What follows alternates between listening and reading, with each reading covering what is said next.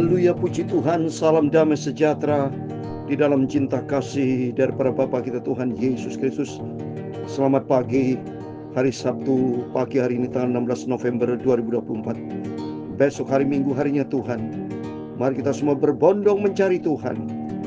Alami perjumpaan dengan Yesus. Kalau berjumpa dengan Yesus, saudara penuh dengan damai sejahtera, akan menikmati kasih daripada Tuhan yang luar biasa. Sebab Tuhan begitu baik. Cinta kasih Tuhan dahsyat di dalam setiap kita. Kita dipelihara sama Tuhan. Berjumpa selalu kita tiap pagi, tiap malam selalu berjumpa Bapak Ibu ya. Saya selalu menyanyikan pujian, baca firman Tuhan. Ini berarti kasihnya Tuhan Yesus. Kalau bukan karena kasih Tuhan, nggak bisa terjadi semua karena kasih dari surga Tuhan Yesus. Seperti pagi ini kita baca firman Tuhan di dalam 2 Samuel pasal 9. Puji Tuhan, saat ini kita baca 2 Samuel pasal 9, satu pasal penuh. Biarpun ayatnya pendek dari ayat 1 sampai 13. Kemarin kita sudah baca 2 Samuel pasal 8. Terus berurutan pasal 9, besok pasal 10, terus sampai Yesus datang. Dan kalau nanti di surga, Yesus nanti yang khotbah. Wah, dahsyat. Saya akan duduk di kaki Tuhan. Saya mau selalu menyembah Yesus, karena di dalam kerajaan surga ada kasih Tuhan yang sempurna. Saya Pastor Yakob Rama akan menyanyikan pujian ini. Kasih dari surga memenuhi tempat ini. Amin, haleluya. Kasih dari Bapa surgawi. Amin, haleluya. Kasih dari Yesus mengalir di hatiku, membuat damai di hidupku. Amin, haleluya. Mengalir kasih dari tempat tinggi. Amin, haleluya. Mengalir kasih dari tata Allah Bapa. Mengalir, mengalir, mengalir dan mengalir, mengalir memenuhi hidupku. Mari Bapak Ibu, sungguh saya tersentuh dengan pujian ini, karena Allah itu kasih. Firman Allah katakan dalam surat 1 Yohanes pasal 4 ayat 8, barang siapa tidak mengasihi, ia tidak mengenal Allah, sebab Allah adalah kasih. Kasih dari Yesus tempat tinggi. Amin, haleluya. Mengalir kasih dari tata Allah Bapa. Mengalir, mengalir, mengalir dan mengalir, mengalir memenuhi seluruh hidupku. Amin, haleluya. Kasih dari surga memenuhi tempat ini. Amin, haleluya. Kasih dari Bapa surgawi. Amin, haleluya. Kasih dari Yesus mengalir di hatiku, membuat damai di hidupku. Amin, haleluya. Mengalir kasih dari tempat tinggi. Amin, haleluya. Mengalir kasih dari tata Allah Bapa.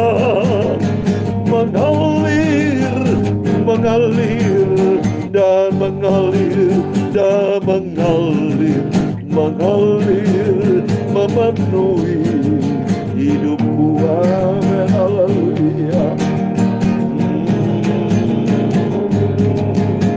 Dalam 1 Yohanes pasal 4 ayat yang ke-10, inilah kasih itu, bukan kita yang telah mengasihi Allah, tetapi Allah yang telah mengasihi kita dan yang telah mengutus anaknya sebagai penampian bagi dosa-dosa kita. Amin, haleluya.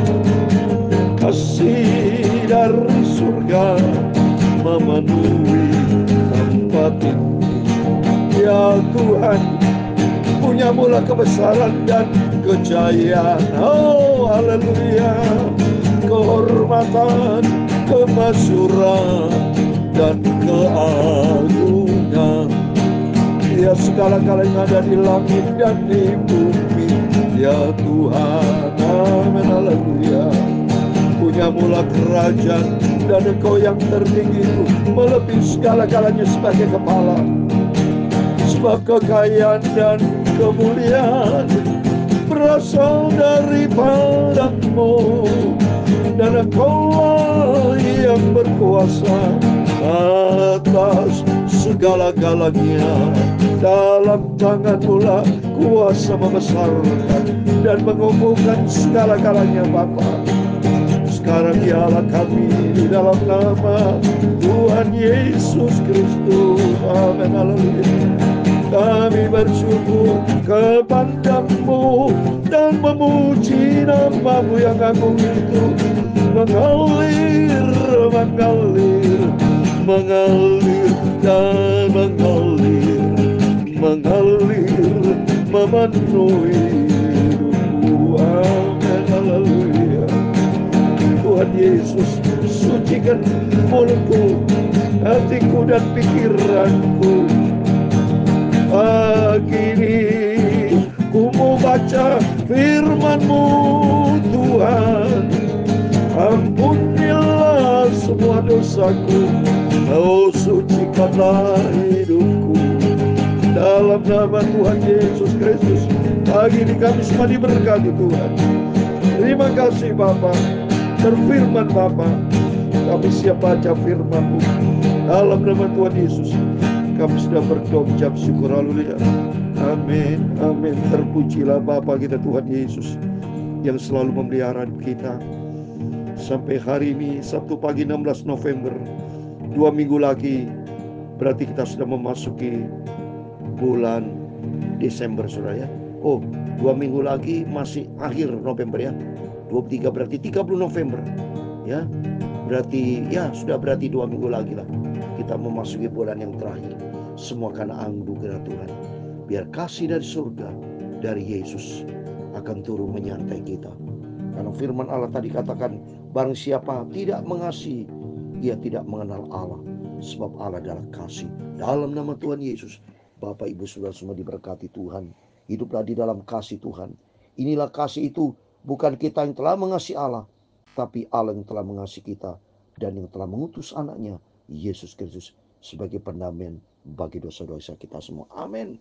Kalau Yesus cinta kita semua, mari kita semua saling mencintai, saling peduli, dan Tuhan memberkati. Bapak Ibu sudah menjalankan kasih Yesus, menjalankan kasih dari surga, berbahagia Bapak Ibu. Tapi bagi mereka-mereka yang belum ada kasih Tuhan, bertobat, lakukan itu kasih Tuhan. Sebab kalau bukan ada kasih Tuhan, berarti bukan anak Tuhan ya. Oleh itu mari kita menjadi anak Tuhan, hiduplah di dalam kasih. Amin. Mari kita kembali kepada firman Tuhan. Puji Tuhan, pagi ini kita baca 2 Samuel pasal 9. Kemarin pasal 8 sudah selesai. Sekarang pasal 9 satu pasal penuh, yaitu hanya 13 ayat. Daud dan Mephiboset. Lihat ini saudara. Daud itu begitu punya cinta kasih. Dia ada kelemahan, memang ada kelemahan, tapi dia punya kelebihannya, cinta kasih ya. Padahal ini bukan keluarga dari keluarga sendiri, tapi keluarga lain ya. Anaknya Yonatan, Mephiboset ini. Mari kita baca. Berkatalah Daud, masih adakah orang yang tinggal dari keluarga Saul? Maka aku akan menunjukkan kasihku kepadanya oleh karena Yonatan. Coba nih saudara. Berarti Daud betul menjalankan kasih Tuhan ya, tidak membenci dia ya. Yonatan sudah almarhum, sudah dipanggil Tuhan, sudah meninggal pada waktu peperangan kan. Tapi Daud dia mencintai keluarga Saul, termasuk karena cintanya kepada Yonatan. Dia tanya, ada nggak yang masih hidup ya. Ayat yang kedua, adapun keluarga Saul mempunyai seorang hamba yang bernama Sibah, ia dipanggil menghadap Daud. Lalu raja bertanya kepadanya, engkaukah Sibah? Jawabnya, hamba tuanku. Kemudian berkatalah raja, tidak adakah lagi orang yang tinggal dari keluarga Saul? Aku hendak menunjukkan kasih kepadanya dari kasih dari Allah. Lalu berkatalah Siba kepada raja, masih ada seorang anak laki-laki Yonatan yang cacat kakinya. Coba nih saudara ya. Jadi Daud tanya kepada Siba pesuruhnya, ada gak masih keturunan dari Raja Saul, ya, dari Yonatan, dari keluarga yang betul dia hormati, Daud hormat, ya, karena Raja Saul ada raja pertama bangsa Israel, ya. Ternyata puji Tuhan, kata Siba ada, yaitu anak Yonatan yang namanya Mephiboset. Terus apa kata Raja Daud? Kepadanya, tetapi raja kepadanya, di manakah ia? Jawab Siba kepada raja, dia ada di rumah Makir bin Amisi di Lodebar. Sudah itu Raja Daud menyuruh mengambil dia dari rumah Mahir bin Amel dari Lodebar. Dan Mephiboset bin Yonatan bin Saul masuk menghadap Daud. Ia sujud dan menyembah. Kata Daud, Mephiboset, Boset, jawabnya, inilah hamba tuanku. Kemudian berkatalah Daud kepadanya, janganlah takut, sebab aku pasti akan menunjukkan kasih-Muku kepadamu. Oleh karena Yonatan ayahmu, aku akan mengembalikan kepadamu segala ladang Saul nenekmu, dan engkau akan tetap makan sidangku dengan aku. Wah, Daud begitu baik ya.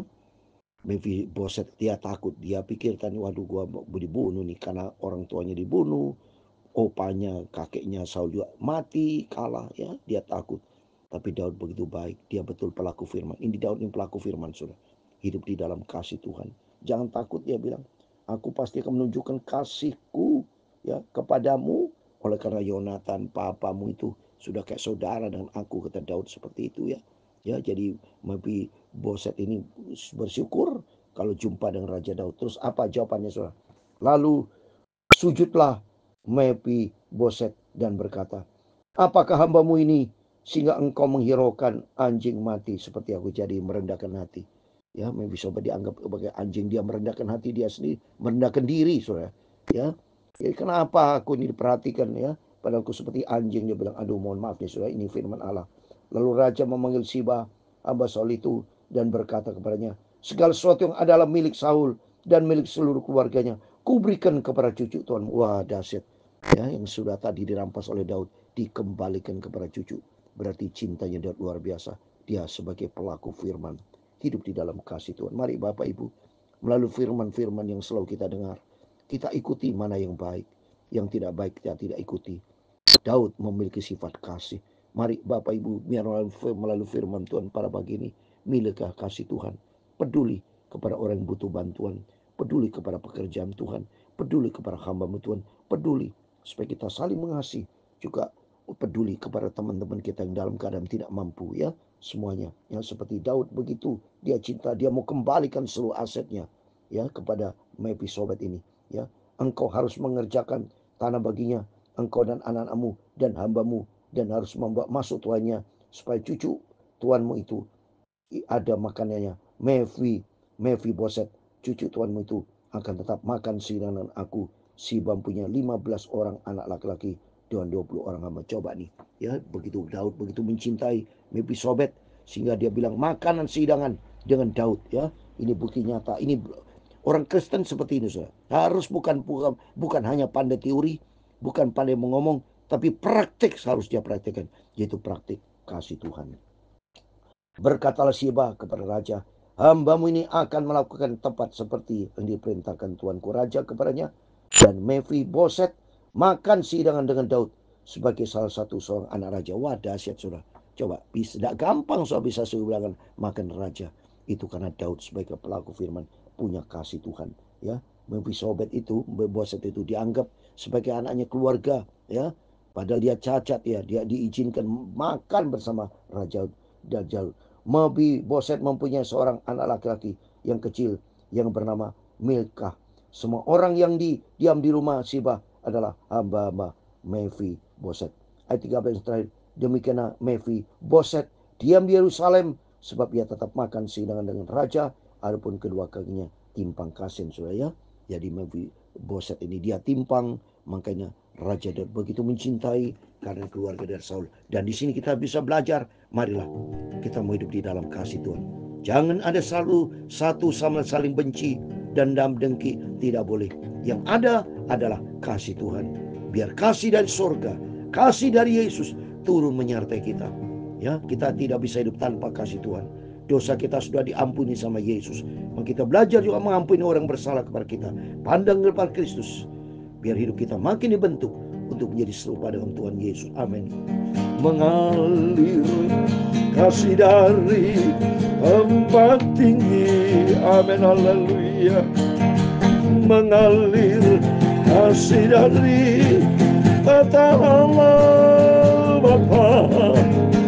Mengalir, mengalir, mengalir, dan mengalir, mengalir, memenuhi hidupku. Amin. Haleluya. Tuhan memberkati engkau dan melindungi engkau. Tuhan menyinari engkau dengan wajah-Nya dan memberi engkau kasih karunia. Tuhan menghadapkan wajah-Nya kepadamu dan memberi engkau damai sejahtera. Bapa kami yang di surga, dikuduskanlah namamu, datanglah kerajaan-Mu, jadilah kehendak-Mu di bumi seperti di surga. Berikanlah kami pada hari ini makanan kami yang secukupnya, dan ampunilah kami akan kesalahan kami, seperti kami juga mengampuni orang bersalah kepada kami. Dan janganlah membawa kami ke dalam pencobaan, tetapi lepaskanlah kami dari para jahat. Karena Engkau-lah yang mempunyai kerajaan dan kuasa dan kemuliaan sampai selama-lamanya. Amin. Amin. Tuhan memberkati Bapak Ibu Saudara semua. Selamat pagi. Sebelum kita beraktivitas apapun, mari kita mau berjaga dan berdoa. Kita mau hidup di dalam kasih Tuhan, saling peduli, saling cinta. Dalam rumah tangga ciptakan damai sejahtera, dalam pekerjaan, dalam pelayanan, dalam apapun juga, dimanapun kita berada. Mari kita hidup di dalam kasih Tuhan. Sebagai bukti kita cinta Yesus, karena Yesus sudah sangat cinta kita semua. Tuhan memberkati kita semua. Tuhan bersama kita. Immanuel. Amin.